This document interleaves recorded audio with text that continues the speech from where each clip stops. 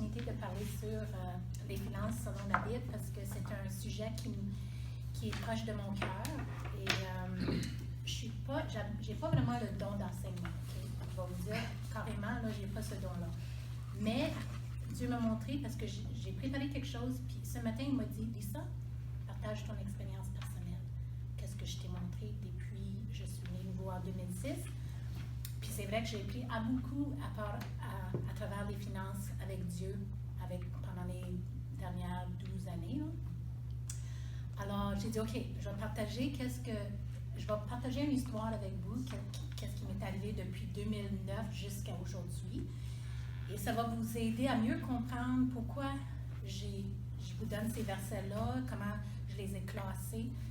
Parce que c'est ça, c'est vraiment un apprentissage personnel à moi, mais j'espère que ça peut vous apporter quelque chose.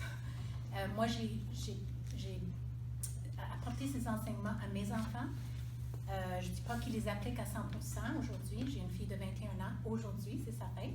Puis mon fils a 18 ans. Puis les deux appliquent les finances, les principes que je leur montre assez bien.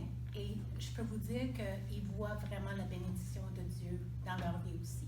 Ils l'ont vu dans la vie de leur mère, puis ils les appliquent, puis ça marche pour eux autres. Puis je trouve que c'est une belle façon pour eux autres de rentrer dans cette relation avec Dieu. C'est drôle à dire, là, mais c'est la seule place dans la Bible où Dieu dit « mets-moi à l'épreuve ». C'est dans les finances, il nous demande de le faire. C'est en Malachie 3.10, là, ça dit « mets-moi à l'épreuve ». Puis je vais vous montrer que je suis fidèle. Alors c'est pour ça que avec mes enfants, depuis l'âge qui ont commencé à travailler, ma fille elle gardait. Tu sais, elle revenait de garder un soir, puis elle disait « OK, maman, je donne. » J'avais un petit bocal dans la cuisine, puis elle mettait ses sous là-dedans. Puis mon fils, lui, avait commencé à travailler à peu près le même âge, 13 ans, puis lui faisait les journaux. Puis même chose, à chaque fois qu'il recevait un paye ou il y avait des pourboires, boum, dans le petit bocal, tu sais. Puis moi, je ne faisais pas ça religieusement. Je voulais juste qu'ils sachent qu'il y a un principe qui existe dans la Bible, c'est « donner et vous recevrez ». Et on est plus béni de donner que recevoir. Ça, c'est des principes dans la Bible. C'est pas une loi. Je ne suis pas en train de vous parler d'une loi, là. Okay, la dîme, là, il y en a plein qui disent « Ah, la dîme, c'est une loi, c'est dans l'Ancien Testament, on n'a plus besoin d'appliquer cette loi-là. » Non, c'est pas une loi, c'est un principe. Même avant que la loi était établie dans l'Ancien Testament, on voit en Genèse où Abraham mettait en pratique ce principe-là de donner. Okay? Puis quand je parle de donner, souvent on entend le mot dîme. Dîme, ça veut dire les prémices de notre revenu, le premier 10% de qu'est-ce qu'on gagne, de redonner ça à Dieu. Et alors moi, j'ai toujours suivi pas mal ce principe-là. Tu sais, pour qu'est-ce que je gagnais, je donnais mon 10%. Est-ce que j'étais toujours religieux?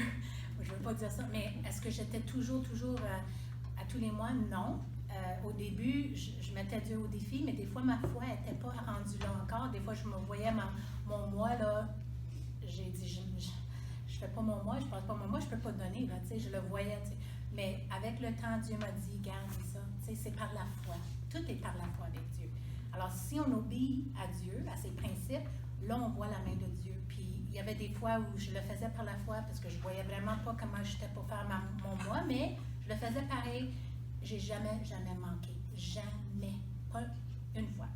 Alors, je vous partage une petite histoire. Comme j'ai dit, j'ai donné ma vie à Dieu en 2006. Je suis née à Winnipeg. J'ai rencontré mon mari québécois dans l'Ouest. En 2001, on a un Winnipegois ici. Oui, c'est ça. On est arrivé ici en 2001. Puis, j'ai commencé à travailler à domicile parce que j'avais 2 jeunes enfants à la maison. Puis, je ne voulais pas travailler à l'extérieur. Je l'avais fait à Winnipeg, mais rendu à Lac-Etchemin, qui est 2 heures est d'ici, dans une petite plage, j'avais mes enfants, il y avait 2 et 4 ans. Puis, j'aimais tellement ça être à la maison avec eux autres. Là. Je ne voulais pas aller travailler tout de suite. Alors, j'ai pris 1 an avec eux à la maison, puis après ça, j'avais tellement sur mon cœur de rester à la maison avec eux. Puis moi, j'avais un bac en commerce, alors j'ai dit, bon, ben, peut-être que je pourrais faire quelque chose de la maison. Puis finalement, j'ai tombé sur quelque chose. C'était une compagnie américaine, puis j'ai commencé à travailler à domicile, puis ils vendaient des purificateurs d'air. Puis moi, je faisais tout ça en ligne. Je n'avais pas besoin de sortir de chez moi. Là. Je faisais tout en ligne. Puis j'ai commencé à faire de l'argent. Puis ça rentrait, puis c'était bien. Puis à un moment donné, ben c'est ça, cette compagnie-là était chrétienne. Il y avait plein de monde dans cette compagnie qui était chrétienne. Puis j'étais en voyage d'affaires en 2006. Puis j'ai donné ma vie à Jésus là-bas avec des chrétiens qui ont venu me voir puis ont dit « Peux-tu inviter Jésus dans ta vie? » Moi, je cherchais Dieu, c'est sûr. Alors, j'ai été née nouveau aux États-Unis, je reviens au Québec, puis ça, c'était en 2006 que j'étais née nouveau. Alors, en 2008, ma business allait bien, tu sais, puis à un moment donné, en 2008, la compagnie était achetée par une autre compagnie, puis tout a tombé à l'eau. Au Canada, tous les distributeurs comme moi, il n'y avait plus une scène qui rentrait pour nous autres. La compagnie continuait de fonctionner aux États-Unis, mais au Canada, on n'était plus là, nous autres. Là. Alors, tu sais, je faisais quand même un bon somme d'argent pour supplémentiser le revenu familial. Puis là, cet argent ne rentrait plus. Et j'ai comme paniqué. Parce que là, je ne voulais pas aller trouver un job, là. Puis mon mari me disait tout le temps, vas-y, chercher un job. Puis moi, je dis, non, je veux vraiment trouver quelque chose que je peux continuer de faire à la maison. J'ai comme paniqué un peu. Puis à un moment donné, il y avait deux différentes femmes qui m'ont parlé d'une affaire d'investissement. Okay? Puis deux femmes qui ne se connaissent pas. Un est aux États-Unis, l'autre est à Calgary. Puis c'est le même investissement qui me parle de la même affaire. Puis c'est deux chrétiennes en plus. Alors moi, j'ai pris ça comme un signe de Dieu. OK, je vais mettre mon argent là-dedans. Mais ça n'a pas d'allure, OK, cette affaire-là, parce qu'il disait que si tu mets ton argent dans ça, dans 6 mois, tu vas quadrupler ton argent. Puis moi, je savais, j'avais une bac en commerce, je connaissais les bourses, puis tout ça. J'ai dit, regarde, c'est trop bon pour être fait, là. Mais j'ai embarqué parce que quand la deuxième femme a confirmé que, oh non, c'est bon, puis deux chrétiennes en plus, j'ai dit, OK, j'embarque. Puis là, j'avais pas d'argent, là. Mais j'avais des cartes de crédit qui rentraient à gauche, à droite, tu sais. Puis là, j'ai dit, OK, j'ai pris une carte de crédit, j'avais 6 mois sans intérêt. Je l'ai maxé au bout, j'ai envoyé l'argent aux États-Unis, c'était 10 000 canadiens. Puis après quasiment 6 mois, je voyais mon argent qui augmentait dans mon compte. Tu sais, j'étais capable de voir ça en ligne. Puis à un moment donné, j'étais pas loin de mon 6 mois. J'avais 54 000 $ dans mon compte. J'étais toute contente. Mais à un moment donné, j'entends des gens dans cet investissement qui commencent à parler, puis hey, j'ai demandé pour l'argent, j'ai pas reçu, j'ai pas de réponse, puis là, je commençais à paniquer, là, tu sais. J'ai dit aïe. So là, j'avais tombé sur un verset dans la Bible qui disait, en anglais, je vais le traduire directement, c'était lui qui cherche des fantaisies à la pauvreté qui l'attend. C'est un proverbe dans, je sais pas quel, mais c'était comme ça, là, tu sais, tu cours après un fantaisie, la pauvreté t'attend, tu sais. Puis quand j'ai lu ce verset-là, j'avais la conviction de Dieu. J'ai dit, aïe. Et Seigneur, là, je me suis repentie, j'ai demandé pardon, j'ai pleuré. Je me souviens, j'étais à terre dans ma chambre, puis je criais à Dieu, j'ai dit, Seigneur, je sors-moi de là, donne-moi mon 10 000 $, je m'en fous du 54 000 qui est là, je veux juste mon 10 000 $. J'ai vraiment supplié Dieu, là. Puis, quelques jours plus tard, j'ai un monsieur qui m'appelle, qui avait son argent là-dedans, puis il dit, Lisa, il dit, j'entends parler que tu veux sortir de ça. J'ai dit, oui, je veux sortir. J'ai dit, je veux juste avoir mon 10 000 $. Il dit, mais tu sais que tu as 54 000. J'ai dit, oui, je le sais, mais je m'en fous, là, tu sais. Il dit, OK, il dit, je vais t'envoyer 10 000 $. Il dit, puis tu transféreras de 54 000 dans mon compte. J'ai dit, oui, parfait, pas de problème. So, lui m'envoie 10 000 $, je le dépose dans mon compte. Je transfère le 50 000 dans son compte à lui et quelques jours plus tard, tout a tombé à l'eau. Tout le monde avait perdu leur argent. Mais moi, j'avais mon 10 000 $. Merci Seigneur. Parce que mon mari n'était pas au courant, là, qu'est-ce que j'avais fait non plus. En tout cas, mais là, j'avais encore un problème parce que j'avais pas d'argent, puis il fallait que je fasse de l'argent, puis il y avait comme cette... Tu sais, j'avais fait un budget, je savais combien il nous manquait à tous les mois, puis là, je voyais le déficit là, à tous les mois. Je savais le montant que j'avais besoin de ramasser à tous les mois. Puis là, finalement, moi, j'avais des purificateurs d'air chez moi, là, que je n'avais pas vendus encore. Ils étaient là. Mais j'avais le droit de les vendre. Là. Je les avais achetés, moi, là, même si la compagnie n'existait pas au Canada, mais j'avais le droit de les vendre quand même. So là, je communique avec un purificateur d'air, de l'eau. Et j'ai dit, Gars, j'aimerais ça qu'on se rencontre. J'ai dit, si on fait affaire ensemble, peut-être que ça serait bon, tu sais. Puis lui avait testé ma machine, il trouvait ça super bon. Il dit, oui, on pourrait faire quelque chose ensemble. Puis il dit, mais tu sais, on est devenus amis. À un moment donné, il commence à me dire qu'il est en train de tomber en amour avec moi. J'ai dit, non, je ne suis pas disponible, j'ai 2 enfants, je suis mariée, non. Puis là, il dit, oh là, je sais que tu n'es pas disponible, c'est quand même, je voulais juste que tu saches là, que je suis en train de tomber en amour avec toi. Je dis, OK, ben merci, mais tu sais, mais après ça, il m'offre une position dans sa compagnie. Là, il dit, ben tu pourrais travailler pour moi, tu peux vendre des purificateurs d'eau, je vais te former, blablabla. Je vais donner une commission de base. Puis la commission de base qu'il m'offrait, c'était un peu plus que ce que j'avais besoin, tu sais. Alors, même sans vendre de machine, là, j'avais l'argent, tu sais, exactement le montant un peu plus que j'avais besoin. So là, j'accepte. Tu sais, je me dis, OK, il sait que je ne suis pas disponible, même si je sais que ce gars-là m'aime, bien, il sait, je l'ai dit, tu sais. Ouais, OK. So là, il fallait qu'il me forme. Là. Des fois, on était toutes seules, tu sais, dans l'auto, on allait voir des clients, puis tout ça. Puis il s'essayait tout le temps, puis en tout cas, je ne veux pas rentrer dans les détails de tout ça, mais c'était vraiment pas bon, tu sais. À un moment donné, on était chez lui, on arrive chez lui, puis il voulait que je rentre chez lui parce que lui avait mal à la tête, puis il dit, regarde, il faut que je m'élonge un peu, là, j'ai mal à la tête, tu viendras. Il sort de l'auto, puis je suis dans l'auto, puis je dis, qu'est-ce que je fais, tu sais. Je prends mon cellulaire, je rentre dans sa maison, puis en rentrant, juste à côté de la porte, c'était sa chambre, puis j'entendais sa voix. Il dit, viens ici, Lisa. Il dit, j'ai juste besoin de me reposer quelques minutes. Viens t'asseoir ici sur le lit, puis ça sera pas long, là. Là, je m'assois sur le coin du lit, là, tu sais, puis en tout cas, il me prend par le bras, puis tu sais, let's go. Puis là, j'ai dit, non. Puis là, mon téléphone sonne, OK? Là, j'étais comme, Là, je réponds à mon téléphone, puis c'était mon fils à l'école. Bien, c'était la secrétaire qui disait que mon fils était malade. Il fallait que j'aille le chercher. Ah, c'est vrai, avant que je rentre à la maison, j'avais prié à Dieu. J'ai dit, Seigneur, tu protèges-moi, tu sais, fais de quoi, là? Parce que là, je me sens pas safe, pas tout. So là, c'est ça. Alors, je réponds, c'est l'école de mon fils. Là, j'ai dit, OK, parfait, il faut que je m'en aille. J'avais quand même 45 minutes de voyage à faire pour se rendre à l'école. So, je me rends, ben là, tu sais, lui, le gars, il dit, ben va-t'en, vas-y pour ton fils. Là, lui connaissait un petit peu mes enfants, puis il aimait beaucoup mon fils, parce que lui, il n'avait jamais eu de fils, il avait juste eu des filles, puis lui, il dit, vas-y pour ton fils, là, vas-y. So, c'était comme mon porte de sortie, tu sais.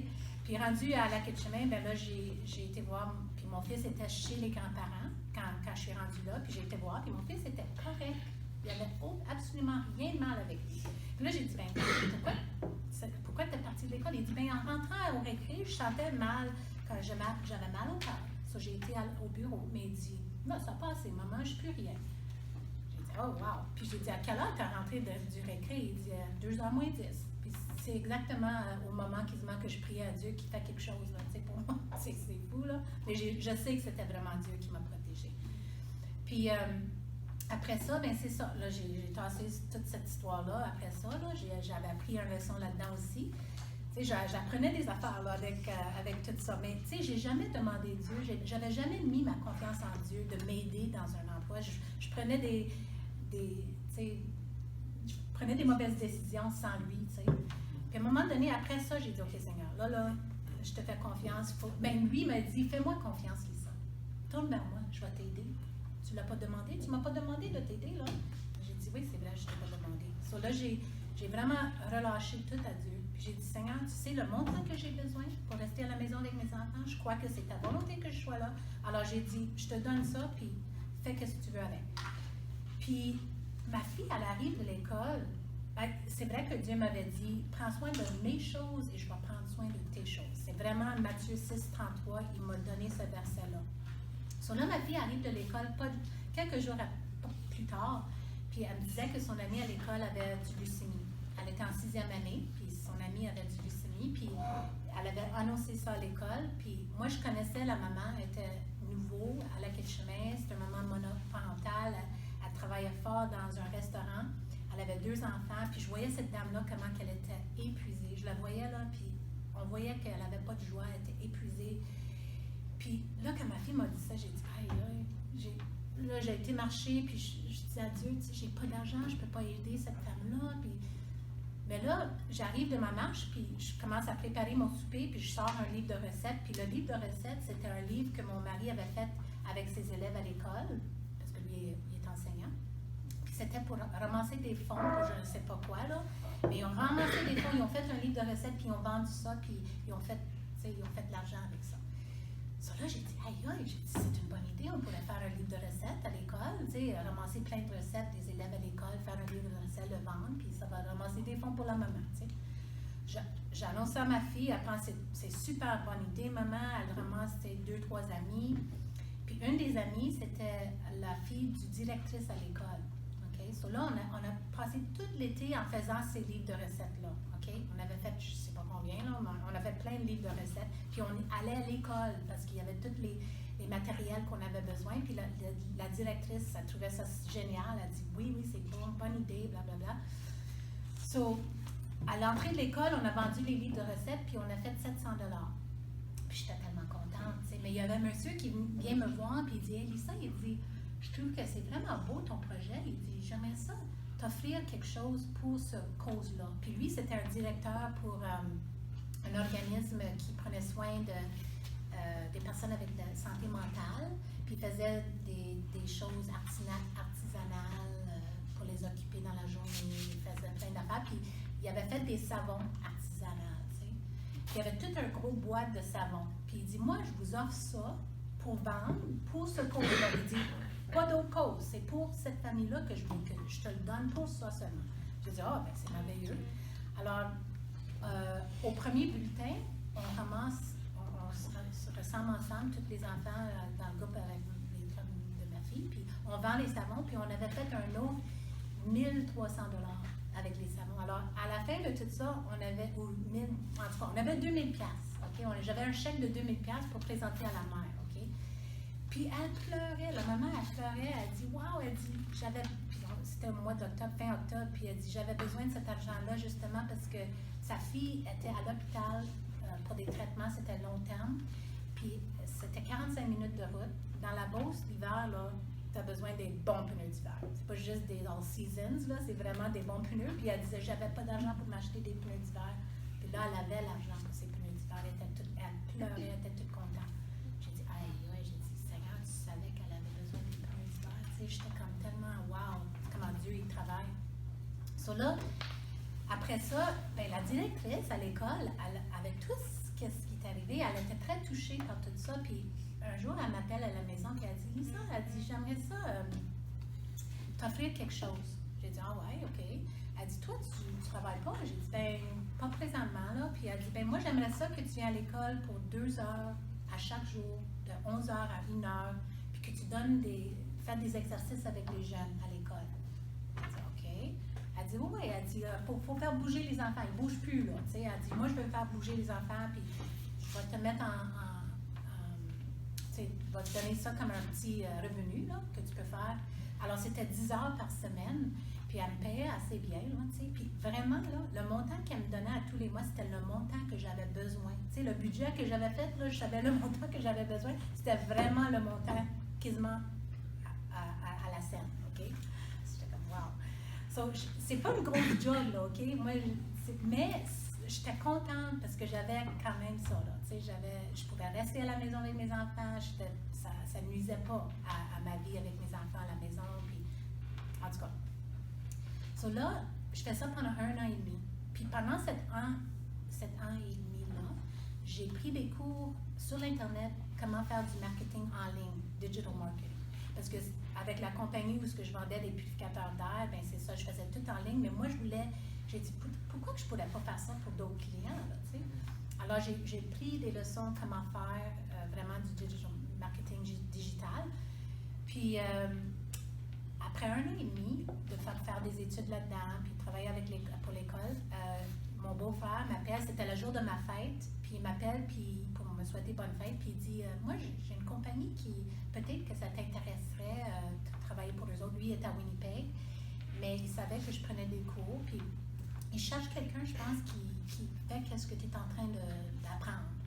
Il dit, il me donne le numéro de téléphone à ce gars-là, je l'appelle, puis c'est vraiment, ça fit exactement, là, tu Puis ce gars-là, il dit, regarde, on cherche quelqu'un qui peut travailler de chez eux, on travaille tous virtuellement. Tout le monde travaillait de la maison dans cette compagnie-là. J'ai dit, j'ai dit, super, j'ai dit oui. Puis j'étais pas complètement qualifiée pour faire tout ce qu'il me demandait de faire. Mais je savais que ça venait de Dieu, puis j'ai mis ma confiance en Dieu. J'ai dit, Dieu, si tu me donnes ce job-là, c'est parce que je vais être capable de le faire. Puis des fois, quand j'avais pas trop comment faire des choses, j'allais sur Internet, puis je tapais telle et telle affaire, puis pouf, j'avais la réponse devant moi. Puis c'est vraiment Dieu qui m'a formée. C'est à travers l'Internet, il me guidait là où j'avais besoin d'apprendre des choses, j'avais la réponse devant moi. En tout cas, juste pour dire que ça, c'est en 2010, en février 2010 que j'ai eu ce job-là. Et j'ai le même client aujourd'hui. C'est 2018. Ce client-là, je ne suis pas millionnaire, mais ça pourvoit pour tous mes besoins et encore plus. Parce que je suis capable d'aider les gens. Quand Dieu met quelqu'un devant moi, puis je sais que ça vient de Dieu, je suis capable d'aider les gens. Et c'est vraiment une bénédiction pour moi de voir comment Dieu... Puis en 2015, la compagnie est achetée par une autre situation comme ça. Puis je pensais que mon contrat finissait à ce moment-là, mais non, ils m'ont gardé. Et la compagnie qui a acheté la compagnie ici au Canada, c'était une compagnie américaine. Alors, je suis payée le même montant en US maintenant. C'est comme j'ai eu un hausse de 30% comme ça. C'est comme wow. Mais c'est ça. Alors, pourquoi je dis tout ça? C'est parce que c'est pas pour glorifier, pas pantoute. Okay? Moi, je glorifie mon papa parce que c'est lui qui m'a béni. Puis c'est vraiment parce que j'ai été obéissant à Dieu dans les choses des finances. Alors, moi, je vais juste, comme j'ai dit, j'ai classé les versets un petit peu en catégories. Puis, je ne sais pas si vous voulez les lire ensemble ou quoi, mais on pourrait faire ça. Quelle heure est-il, non? OK. On n'a pas beaucoup de temps peut-être, mais j'aimerais, premièrement, pour les bénédictions de Dieu, là, je veux juste mentionner que Dieu m'a béni parce qu'il voulait que je sois une bénédiction pour les autres. Tu sais, quand Dieu nous bénit, c'est parce qu'il veut qu'on soit un canal. C'est pas juste de nous bénir et donner tout ce qu'on veut, là. Oui, il comblait mes besoins, mais je donnais tout le temps. Chaque fois que je recevais, je prenais mon prémisse de qu'est-ce que je recevais et je le donnais à Dieu. Tout le temps, tout le temps, tout le temps. Et à cause de cette fidélité-là, Dieu était fidèle avec moi, puis il continuait de me bénir. Puis j'ai vraiment vu comment que Dieu était capable de m'utiliser dans la vie de certaines personnes aussi, au moment où il y avait vraiment besoin. Je ne dis pas que c'est toujours financier, parce que regarde la petite madame, là, que j'avais pas d'argent. C'était avec mon temps que je l'ai aidée. Et Dieu a béni par rapport à ça. Je ne pense pas que vous avez besoin de l'argent, non. Ça peut être avec votre temps, vos dons, vos talents, n'importe quoi. Okay? C'est ça les prémices. C'est pas juste pour les finances, c'est avec les dons et les talents que Dieu nous a donnés. Puis on voit ça en Matthieu 25. Il y a un bon petit histoire en Matthieu 25 qui parle justement des talents que Dieu nous donne. T'sais, il nous donne 5 talents, 3 talents, 1 talent, puis qu'est-ce que les hommes ont fait avec ces talents-là. Alors, c'est ça. Mais au Québec, qu'est-ce que je vois beaucoup des fois, c'est la mentalité des gens, même les chrétiens. La mentalité de donner, là, et comme j'ai dit, la dîme, moi, avant, tu sais, la dîme, pour moi, c'est pas... De dire la dîme, j'ai quasiment peur de le dire au Québec, ce mot-là, parce que le monde, il saute sur toi. Ah non, c'est la loi, t'as pas besoin. Non, regarde, OK. Là, j'utilise plus le mot dîme. J'utilise donner, offrande, prémisse, mais on dirait que le mot dîme, c'est comme non. Alors, mais vraiment, c'est un renouvellement des pensées. Parce que dans le royaume de Dieu, d'habitude, c'est l'inverse de ce qui fonctionne dans le monde. Okay? Si c'est comme ça dans le monde, bien, ça va être l'inverse dans le royaume de Dieu. D'habitude, n'importe quoi. Là, okay? Alors, quand ça vient aux finances, c'est vraiment ça. Parce que dans le monde, ça ne fait pas de sens que tu donnes, puis que quand tu n'as rien, et que c'est une bonne chose de donner quand tu n'as rien. Là, mais avec Dieu, non, ça marche. Puis tu ne peux jamais donner plus que Dieu va te donner en retour. Jamais. Je l'ai testé, ça ne marche pas. J'ai essayé avec Dieu, j'ai dit, OK, il y avait des fois où je n'avais pas vraiment l'argent de donner à quelqu'un, puis je l'ai fait. Puis j'ai toujours reçu en retour. Puis j'ai appliqué, ma fille m'a même, une fois, elle m'a appelé, elle était à Calgary, elle a dit, maman, ce mois-ci, là, j'ai dit, Camille, J'ai dit, fais-le. J'ai dit, tu vas voir, Dieu est fidèle. Puis même après que j'ai raccroché, j'ai dit, aïe, Seigneur, j'espère que mais c'est ça, elle m'a appelé quelques jours après, puis c'était fou. Le montant qu'elle a donné, c'était un bon montant qu'elle a donné à cette femme-là parce qu'elle n'avait pas d'épicerie. C'était un cas de maman monoparentale dans son bloc appartement. Puis elle a donné à cette maman l'argent qu'elle avait besoin pour nourrir ses enfants. Puis elle savait qu'elle avait besoin de cet argent pour elle-même. Là. Puis quelques jours après, le même montant qu'elle a donné à cette dame-là, elle a reçu une de mes amies de Edmonton qui l'a envoyé le même montant d'argent. La fille, je la faisais des mois que je n'avais pas contacté cette femme-là. Elle n'était même pas chrétienne. Puis elle avait cœur de donner cet argent à ma fille. J'ai dit, aïe, tu sais. Mais juste pour dire que, alors j'étais tellement comme, oh, merci Seigneur, parce que quand je l'avais dit de le faire, là, j'ai dit, OK Seigneur, je ne sais pas comment tu vas le faire, là, mais je te fais confiance. Puis il l'a fait. Ça, j'étais vraiment bénie. Alors, c'est ça, la bénédiction de Dieu, c'est vraiment pour qu'on puisse être un canal. Ça, c'est important. Garder une relation saine avec l'argent. Dieu regarde nos cœurs, OK? So, oui, Dieu nous dit de lui mettre au défi, OK? Quand on donne. Mais, et c'est correct, quand on est au début, quand on fait ça pour les premières fois, je pense que Dieu, il est content quand même qu'on le fait. Même si les motifs sont peut-être, OK, tu sais, Seigneur, je vais... Mais il va travailler avec nous autres, parce que c'est ça qu'il a fait avec moi. Et il regarde nos cœurs, nos motifs sont importants quand on donne, mais sachez que Dieu va travailler votre foi. Il va travailler avec vous dans la foi, dans tout ça. So, mais il ne faut pas mettre notre affection en Dieu, en l'argent, je veux dire. Il faut mettre notre affection en Dieu, pas l'argent, c'est ça que je voulais dire. So, l'affection, il faut vraiment être en Dieu et pas dans l'argent. Et c'est ça, les versets qu'on voit ici. J'aime beaucoup 1 Timothée 6:10 qui dit « La racine de tous les malheurs, c'est l'amour de l'argent. » C'est pas l'argent, c'est l'amour de l'argent. Dieu, il veut avancer son royaume ici sur la terre. Et veut pas, ça prend de l'argent pour faire ça. Alors moi, ça m'inquiète quand j'entends des chrétiens qui disent « Oh non, tu sais, la loi, la dîme, c'est... » Non, regarde, Dieu, il a besoin. Dieu est Dieu, tu sais, il peut faire n'importe quoi, mais il travaille à travers de ses enfants ici sur la terre. Alors, c'est pour ça que c'est important de ne pas oublier ça. Aussi, j'aime beaucoup le verset 3 Jean 1-2 dans Santé et Prospérité, dans cette catégorie-là. Je souhaite que tu prospères à tous égards et que tu sois en aussi bonne santé physique que tu l'es spirituellement dans ton âme.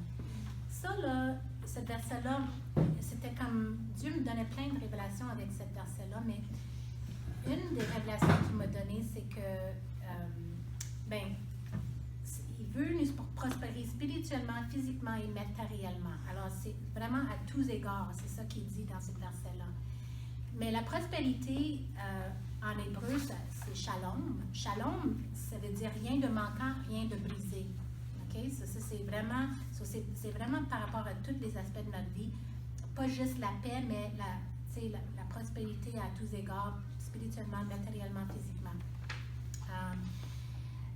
L'autre catégorie que j'avais mis ici, c'est l'obéissance et nos finances. Et ici, Dieu nous demande d'obéir car il veut nous bénir. Le plus qu'il nous bénit, c'est qu'on va être capable de bénir en retour les autres et avancer son royaume. Et c'est vraiment une opportunité que Dieu nous donne quand on peut donner, même s'il faut le faire par la foi. Et comme j'ai dit, obéir à Dieu, là, c'est comme lui, il ne dit pas il faut donner. Il ne nous dit pas il faut donner. Ce n'est pas un commandement qu'il nous donne. Et c'est vraiment une recommandation qu'il nous fait, parce qu'il veut nous bénir. Alors, tu sais, on ne pense pas que vous êtes dans le péché si vous ne le faites pas, mais ça va le limiter dans vos vies si vous ne le faites pas. Je ne suis pas pasteur, là. Je veux pas votre argent. C'est facile pour moi de parler de ça parce que je n'ai pas de motif derrière tout ça. Là, un pasteur, je comprends, c'est touchy de parler des choses comme ça dans une assemblée parce que là, le monde va dire « il veut mon portefeuille ». Mais moi, j'ai rien à gagner en vous disant tout ça. Là. Moi, je veux juste que vous sachiez que Dieu veut vous bénir et il va le faire. c'est la section sur faire confiance à Dieu. Ben, ici, j'ai mis beaucoup de versets qui me touchent beaucoup. Un des versets que j'ai beaucoup aimé, que j'aime encore aujourd'hui, c'est Philippiens 4:6. Ne vous inquiétez de rien, mais en toute chose, faites connaissance vos besoins à Dieu par des prières et des supplications avec des actions de grâce. Et comme j'ai dit, moi, quand je cherchais l'argent pour rester à la maison, tu sais, j'avais pas prié à Dieu. Je n'avais pas demandé à Dieu au début. C'est pour ça que mes choses allaient mal, tu sais. Mais quand j'ai commencé à mettre confiance en Dieu, puis à prier et demander à Dieu, quand je te fais confiance, c'est là où tout a changé. Et c'est là où aussi, comme j'ai dit, dans l'obéissance, quand il m'a montré des choses, puis je le faisais, ben là, je voyais vraiment la main de Dieu. L'importance du travail, ça c'est, avec mon témoignage que je vous ai partagé, c'est qu'on ne peut pas juste penser que Dieu va nous, tu sais, pouf, surnaturellement, il va nous donner un miracle avec l'argent. Ça, c'est comme moi avec le 10 000 $ que j'ai envoyé aux États-Unis, puis dans 6 mois, je vais avoir 50 000, là, regarde. Ça, c'est un genre de miracle là, que j'attendais que Dieu faisait pour moi. Mais non, Dieu, il ne travaille pas comme ça. Dieu, il veut qu'on travaille pour l'argent qu'on fait. Puis, tu sais, les gens qui mettent de l'argent dans les billets de loterie tous les semaines, puis souvent, c'est des gens pauvres qu'on voit là, en train d'acheter des billets de loterie. Puis, je me sens tellement mal pour ces gens-là, parce que je me dis, combien d'argent, dans un an, là, qui ont mis là-dedans, probablement, ces gens-là. Là. C'est probablement des montants énormes. Là. Mais moi, non, c'est Dieu n'est pas un Dieu de loterie. C'est lui, il veut qu'on soit diligent, qu'on travaille fort, et il va bénir le fruit de notre travail. Alors, ça, c'est... Puis ça, comme j'ai dit avec mes enfants, qu'est-ce que j'ai vu beaucoup par rapport à ça, c'est que, parce que dès le début, qu'ils ont commencé de travailler, même si c'était juste des petites jobines de journal ou garder les enfants, ils étaient au début, dès le départ, tu sais, ils donnaient leur prémisse de qu'est-ce qu'ils faisaient, ils mettaient ça dans le petit bocal, puis c'est fou, hein, mes enfants, ils n'ont jamais appliqué pour une job, jamais, puis ils ont toujours travaillé. Il y avait des jobs qui tombaient sur eux, ils ont eu des appels, voudrais-tu, tu sais, le monde venait les chercher, mes enfants. Ma fille, elle a travaillé à 14 ans, elle a eu une job aux pharmacies à la quai de chemin. Elle a commencé à 14 ans, puis c'est eux autres qui l'ont appelée.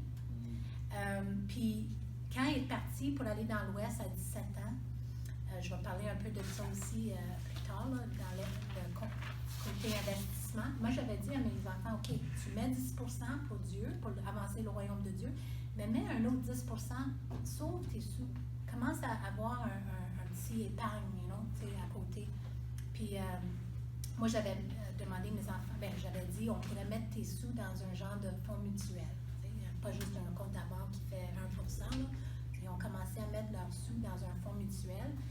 Puis ma fille est partie à 17 ans, elle avait 10 000 $ dans ses poches là, quand elle est partie dans l'Ouest, parce qu'elle avait toujours mis de l'argent tous les mois. Puis quand elle est rendue là-bas, elle a payé cash pour son auto, puis tout de suite, elle a trouvé une job là-bas. Tu sais, c'était comme tout le temps, je voyais comment Dieu, il pourvoyait tout le temps aux besoins de mes enfants. Puis mon fils, c'est la même affaire. Lui, il a 18 ans aujourd'hui, puis la première vraie job qu'il a eu, c'était à temps plein dans une usine. C'est un monsieur qui l'a appelé. Il dit, moi, je te voyage aller-retour. Il dit, tu sais, c'était trop beau, là, pour mon fils. Il a fait 5 000 $ dans un été. Puis après ça, quand l'été était fini, il dit, maman, qu'est-ce que je vais faire? Il dit, j'aimerais ça continuer de travailler. Puis il jouait au hockey. Alors, c'est pas évident, là, de travailler quand tu joues au hockey. Puis le monsieur au resto à la quai de chemin m'appelle et dit, penses-tu que ton gars aimerait ça être serveur? Hey, pas même commencer dans la cuisine, là, il voulait qu'il serve les tables. J'ai dit, peut-être, là, je vais le demander. Puis, tu sais, mon fils est gêné un peu. Alors, au début, il était peur de prendre ce job-là, mais j'ai dit, garde, Léo, fais confiance à Dieu. Si Dieu t'a ouvert cette porte-là, c'est parce que tu es capable de le faire, là. Puis là, ça fait 1 an et demi qu'il travaille dans le resto, puis c'est fou l'argent qu'il fait là. Tu sais, les pourboires, ça rentre, puis il y a l'argent qui rentre tout le temps. Puis lui a commencé à mettre l'argent dans un fonds mutuel aussi.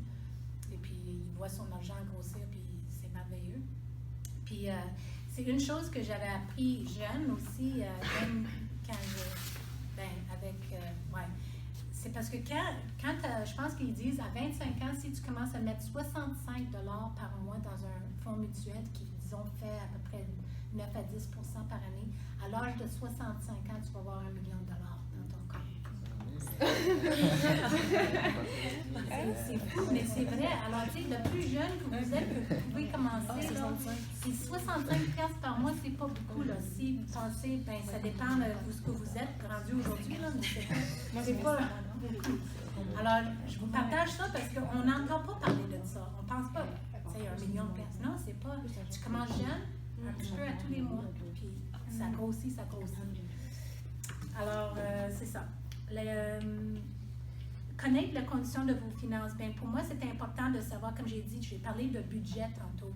Moi, je savais exactement qu'est-ce qui rentrait, qu'est-ce qui sortait, puis je savais exactement qu'est-ce que j'avais besoin pour rester à la maison avec mes enfants.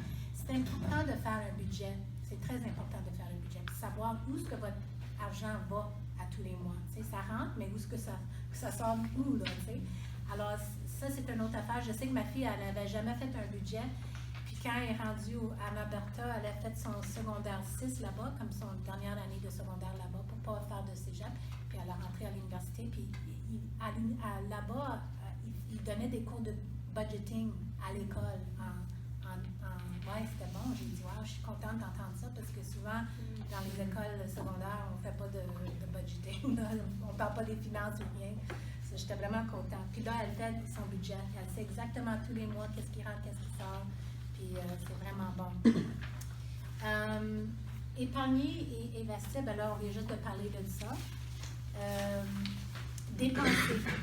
Ça, c'est intéressant. Dépenser, pour moi, c'est souvent, moi, je ne suis pas quelqu'un qui dépense beaucoup. Moi, je n'ai jamais eu de problème avec ça. Mais mes 2 enfants aiment ça, dépenser de l'argent. Mais, tu sais, je me dis, OK, au moins, ils sont sages avec leurs dépenses, mais je leur dis tout le temps, quand tu vas magasiner, j'ai dit, si tu es là pour quelque chose, puis tu vois quelque chose d'autre, puis tu dis, ah, je veux ça, puis tu n'étais pas là pour ça, tu étais là pour ça, j'ai dit, dis-toi, je vais y penser. Puis retourne le jour après si tu penses que tu l'as encore besoin. Parce que la plupart des fois, on va acheter des choses sur impulsion. Alors j'ai dit, laisse faire. Si tu n'es pas là pour ça, laisse ça là, puis pense-y, puis 99% des fois, là, on ne retourne pas chercher cette affaire. On n'avait pas besoin. Alors ça, pour moi, c'était quelque chose que je voulais vraiment que mes enfants comprennent. Moi, j'avais compris ça jeune, puis c'est ça. C'est tellement facile aujourd'hui de tomber dans le piège, d'acheter des choses qu'on n'a pas besoin. Alors, la section sur donner aussi, on a parlé beaucoup de ça, mais les versets sont là. Il y en a plein de versets sur le sujet de donner. Je crois honnêtement que la mentalité d'être avarice, c'est ça? Avarice ou avare, ouais. Ça réduit qu'est-ce que Dieu peut faire dans nos vies. J'ai déjà parlé de ça. Mais quand on donne, Dieu nous donne en retour et on ne peut jamais donner plus que lui va nous donner en retour. C'est un principe qui marche et c'est drôle parce que j'avais une petite histoire que je vais peut-être partager avec vous qui m'a vraiment marquée. Ouais, j'ai le temps. Ouais, j'ai 2 minutes. Parce que je sais que vous partez. Non, mon port est 50. Ah, OK. Bon. Non, mais cet homme-là, c'était un pasteur. Ben, c'est pas un pasteur, c'était un pasteur par intérim. Avec la compagnie où je travaillais aux États-Unis, on faisait des conférences. Puis, à un moment donné, il avait fait une conférence sur les finances. Puis, beaucoup de choses que j'ai apprises, c'était par rapport à ce monsieur-là. Et lui, c'était un peintre. Il faisait beaucoup d'argent avec ses peintures. Il avait même peinturé le président des États-Unis. Alors, tu sais, il faisait beaucoup d'argent avec ses peintures. Puis, mais pour un moment de temps, il était appelé pour être un pasteur intérim pendant un bout de temps dans une église qui baissait comme... Il pensait que l'église était pour fermer, OK? Puis lui est rentré là, puis il a fait avec Malachie 3.10, comme je vous ai dit, Dieu nous dit, mets-moi au défi avec vos finances. So, ce monsieur-là, il a décidé de mettre au défi toute l'assemblée à cette église-là. Puis c'est un monsieur qui est millionnaire, là, mais il a juste dit aux gens, il dit, gars, je vous mets au défi. Il dit, il a expliqué les finances comme moi j'avais entendu, puis il dit, je vous dis, donne les prémices de vos revenus. Et il dit, dans un an, il dit, si vous n'êtes pas plus béni dans votre vie, dans tous les aspects de votre vie, il dit, je vais redonner tout l'argent que tu nous as donné pendant un an. Il a mis toute l'Assemblée au défi. Il n'y en a pas une personne qui est venue lui voir après un an pour leur demander de l'argent. Et l'Église a fait, ils ont prospéré cette Église-là, ils ont fait plein d'affaires, parce que c'est pas juste de recevoir pour l'Église, mais ils donnaient beaucoup à différentes missions et tout. Ils ont vu l'Église prospérer incroyable. Puis c'était une Église qui était sur le bord de fermer. Là, alors, moi, cette histoire-là m'a tellement bénie, ça m'a vraiment aidé dans ma foi de vraiment dire, OK, tu sais, pour avoir l'audace de dire ça, là, devant peut-être 200 personnes, tu sais, après un an, si vous trouvez que ça ne vaut pas la peine, vous redonnez votre argent, tu sais, wow! Mais c'est juste pour dire que ce monsieur savait que Dieu était fidèle, puis qu'il n'aurait jamais, tu sais. Puis c'est ça que moi, dans ma vie aussi, que j'ai lu depuis que je suis ce principe-là régulièrement depuis 2010. Avant ça, j'étais pas tout le temps, c'était pas tout le temps régulier, mais là, c'est régulier, puis même j'en donne même plus que mon 10%, parce que Dieu m'a dit, il m'a montré que tu peux pas, you can't outgive God. Alors, c'est un peu qu'est-ce que j'avais à vous partager aujourd'hui. Oui? Qu'est-ce que tu penses de la dette dans la vie? Oui, ok, oui, j'avais une section sur ça, je pense. Les dettes. Ah non, j'ai peut-être pas dans les notes que je vous ai données, mais oui, j'ai justement, c'est bon, merci. Les dettes. J'avais une petite section là-dessus. OK. Ben moi, je crois que les dettes, c'est pas mauvais, OK, dans le sens que ça dépend pourquoi. Là. Moi, quand on a acheté notre maison, on n'avait pas l'argent de payer cash pour notre maison, OK? Mais on sait qu'une maison, normalement, ça va augmenter en valeur si tu es dans une bonne place et tout. Mais normalement, Dieu ne veut pas qu'on rentre dans le dette, OK? Parce qu'il y a un verset, je ne sais pas si je l'ai mis dans mon livre ici, mais il y a un verset qui parle, Proverbe 22:7.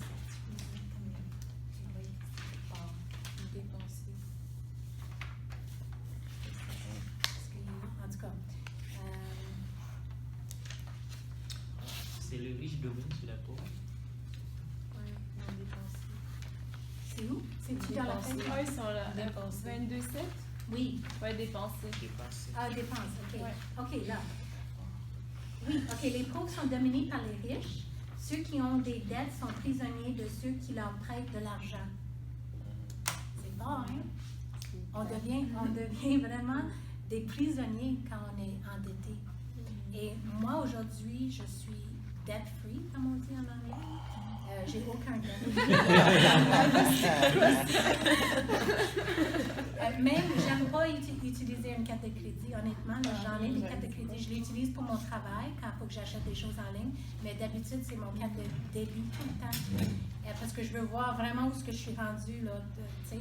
Mais pour mes enfants, je leur dis, même mon fils qui a 18 ans aujourd'hui, pour bâtir ton crédit, OK, credit line, c'est bon d'avoir une carte de crédit parce que si jamais un jour tu vas aller acheter un auto, une maison, whatever, mais même un auto, tu devrais payer cash. Ben, disons une maison, ben là, la banque, il faut qu'elle voit si, même si tu as une bonne façon de gérer tes finances, mais s'ils ne voient rien en ligne, ils ont bien pour voir l'histoire de comment tu peux payer tes choses, ben là, eux autres, ils ne savent pas, là. So, c'est pour ça, une carte de crédit, au moins, ça va leur montrer que tu es capable de payer. Puis moi, je dis à mes enfants, utilise-le, mais à la fin du mois, faites certain que vous payez ça, tout. Tu ne veux pas payer d'intérêt. So, c'est ça que ma fille fait. Puis mon fils, il commence à le faire aussi. Il met ça à gaz, whatever, sur son carte de crédit, mais à la fin du mois, il paye tout le temps. C'est zéro à tous les mois. So, comme ça, ils sont capables de bâtir leur crédit. Mais non, j'ai vraiment appris des leçons dans les dettes parce qu'on était endettés. Moi, à un moment donné, j'étais endettée. Puis, alors, moi, les cartes de crédit, c'est un gros non pour moi, là. Je les utilise pas. Puis les dettes, comme j'ai dit, dit, c'est correct dans les situations de maison, des affaires comme ça, mais même pour les autos, là, moi, j'ai jamais... Peut-être pour l'éducation. Hein? On n'a pas le choix. Pour l'éducation. Ben, l'éducation, oui. Mais sauf que, tu sais, même mes enfants étaient choyés parce que nous autres, on avait mis un petit compte à côté pour les enfants. Mes enfants ne sont pas endettés encore. Ma fille est dans sa 3e année d'études. Elle n'est pas endettée encore. Elle n'a pas de dette. Mon fils, ben, parce que je l'aide, mais elle travaille aussi, là. Elle travaille, elle est serveuse aussi à Calgary, puis elle fait beaucoup d'argent comme ça. C'est vraiment un bon métier, hein, être serveuse ou serveur. Là, mon fils et ma fille sont serveurs. Et je vois vraiment l'argent qu'ils font, là, c'est fou, là, juste avec les pourboires.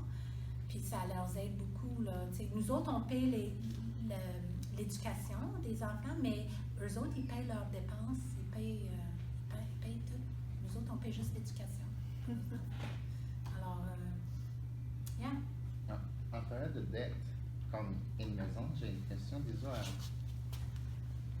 tu peux prendre une maison comme un investissement, mais en même temps, au travail, tu seras comme prisonnier de ton travail. Tu seras comme, OK, si tu as payé, il faut que tu sois là. Disons, si je perds mon job, qu'est-ce qui se passe si mon investissement, qu'est-ce qui se passe si cette maison-là? Comme là, tu dis comme que faut que je travaille beaucoup pour que je puisse payer pour mon hypothèque. Et comment on fait dans des situations comme ça? Comment on peut être dehors de cette situation comme ça? Ben moi, honnêtement, si tu es fidèle à Dieu avec tes prémices de ton revenu, moi, j'ai jamais été dans le besoin, jamais. Mes enfants non plus. Et je dis pas ça pour, tu sais, c'est vraiment parce que Dieu est fidèle. Alors moi, je crois que si tu fais ce que Dieu te demande de faire par rapport à tes finances, tu ne seras jamais dans une situation que ça pourrait... Et si tu es dans cette situation comme moi, je l'étais dans la situation à un moment donné, mais Dieu m'a sorti de ça. Puis j'ai vu avant qu'il m'a sorti de ça, j'étais pas fidèle à 100% dans mes finances. Mais après qu'il m'a sorti de cette situation-là, puis qu'il m'a donné cette belle job que j'ai eu encore aujourd'hui, j'ai toujours été fidèle. Puis moi, en 2014, moi puis mon mari, on n'est plus ensemble, là, parce que moi, j'ai accepté Jésus, lui, tu sais, il m'a tassé. Puis depuis 2014, j'ai jamais été dans le besoin. Jamais. T'sais. Puis j'avais toujours lui qui subvient à mes besoins le plus, là, mais non, Dieu a dit, je prends soin de toi. Fais-toi-en pas inquiète. Je vais juste ajouter que selon les statistiques, souvent les maris sont plus riches que les célibataires. Et souvent même, ils vont avoir un meilleur job. Pas parce qu'ils sont mariés, mais parce que la compagnie veut avoir les employés fidèles. Si tu es célibataire, tu peux quitter Maine, tu loues un appartement, tu es attaché à rien. C'est comme, mais on va faire tout pour vous former, puis tu vas quitter demain. Mais si tu as une hypothèque, tu es comme, mais non, je reste ici, je dois payer mon hypothèque, comme, j'ai une vision de longue vie ici, souvent ça va t'aider beaucoup dans le travail. Même si le faire, ce n'est pas d'être marié, mais c'est juste, les employeurs veulent avoir quelqu'un qui va rester.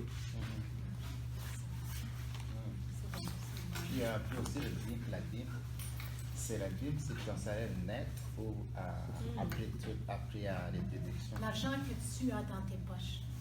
Okay. Donc c'est après les taxes. Donc avec les taxes. C'est vraiment qu'est-ce que tu reçois, tu donnes. Après tu donnes où aussi? Mais moi, ça c'est ça, je ne veux pas rentrer trop dans cet aspect-là parce que je me dis, qu'est-ce qui est important, c'est que tu donnes pour avancer le royaume de Dieu.